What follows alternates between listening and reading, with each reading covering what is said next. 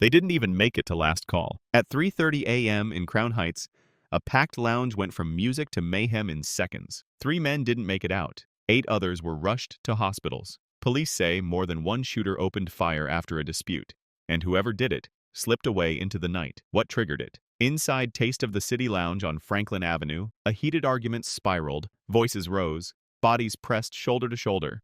Then the first shots cracked. In a room that crowded, chaos isn't loud, it's instant. 11 people hit. 3 never got back up. The rest, men and women between 27 and 61, survived with injuries doctors say are not life-threatening. That was the first relief in a very dark night. This wasn't a single gun, a single moment, or a single plan. Detectives pulled at least 36 shell casings from the floor, proof the room lit up from multiple weapons. A gun was later recovered nearby, now headed for testing. Those casings tell a story. Positions, angles, distance, and they suggest something more than a random burst. But that wasn't the whole story. The hunt started before sunrise. NYPD is reviewing surveillance video and canvassing for witness accounts, trying to lock a minute-by-minute timeline from the first argument to the last echo. Multiple suspects are being sought right now. These cases break because someone notices one detail. A face, a jacket, a car that shouldn't have been there, and chooses to share it. That's how the picture sharpens. Who were the victims? Police confirmed 3 men were pronounced at the scene. Early reports list 2 of them as 27 and 35, with the third not yet publicly identified by age. For the families, the statistics end here. This is the moment life splits into before and after. For the 8 who survived, the physical wounds may heal faster than the nights that follow. And what happened next would shake the neighborhood long after the tape comes down. Why this night stands out even more than you think. Citywide, 2025 has trended toward record low shooting numbers, according to the police commissioner. That progress is real, but one incident like this can rearrange the entire conversation.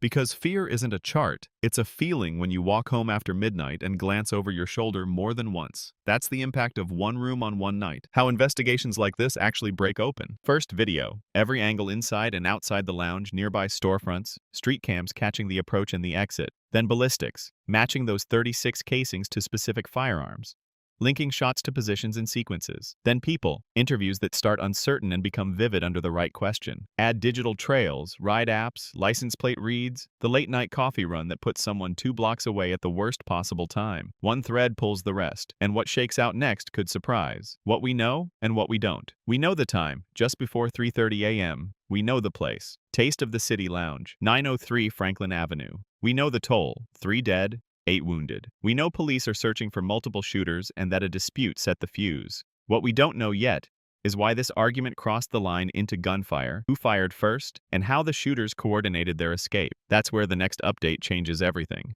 The neighborhood's question is simple. Is it safe to go out? Crown Heights is used to late nights, music, hookah, Caribbean plates, birthdays that run long. A single flashpoint doesn't define a community, but it does leave a mark. People will avoid certain corners, scan certain doors, and wait for one announcement, arrests. Until then, the routine feels different. And once that feeling settles in, it doesn't leave quickly. If you were there, here's why what you saw matters. You might think your detail is small. It isn't. Maybe you noticed who didn't look surprised. Maybe you heard a name repeated more than once in the argument. Maybe your phone caught 5 seconds nobody else has. To a detective, that's not small. That's the hinge the door swings on. Call it in. It's the difference between a mystery and a case closed. Where this goes next. When video, ballistics, and tips point the same direction, arrests follow fast. If the recovered gun ties to the room, if a car plate surfaces from the block, if a witness places a face at the center of the dispute, expect the first name to drop, and then the others. That's the moment when rumors and court dates begin. One night, 11 lives, a city watching, a disagreement turned into grief that will echo for years. But the ending isn't written yet. Somewhere out there are the people who turned a crowded room into a crime scene. And somewhere in this city is the person who can help stop them from doing it again. When that call gets made, this story changes from tragedy to accountability. Until then, the search for multiple shooters continues, and New York waits for answers.